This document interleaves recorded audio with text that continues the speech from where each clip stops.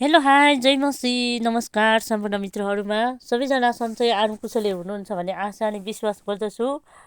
परमेश्वरको जीवित वचन पवित्र बाइबलबाट अध्ययन गर्न गइरहेको छु। सबैजनाले सुनेर साथ दिनुहुन्छ भन्ने आशा अनि विश्वास गर्दछु। धन्यवाद छ परमेश्वरलाई।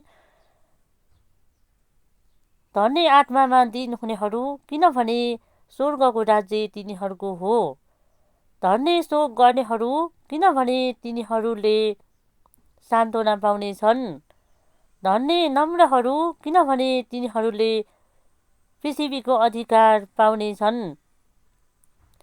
धन्य धार्मिकताको निम्ति भोकाउने र तिर्खाउनेहरू किनभने तिनीहरू तृप्त हुनेछन्।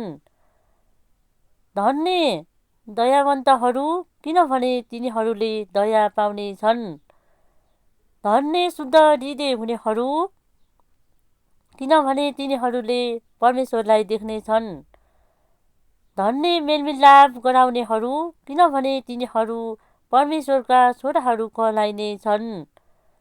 धन्य धार्मिकताको निम्ति सताइनेहरू किनभने स्वर्गको राज्य तिनीहरूको हो।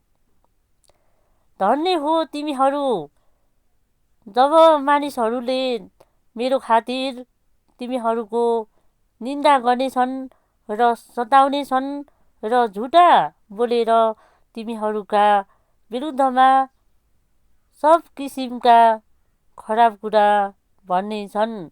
मत्ती 5:3-11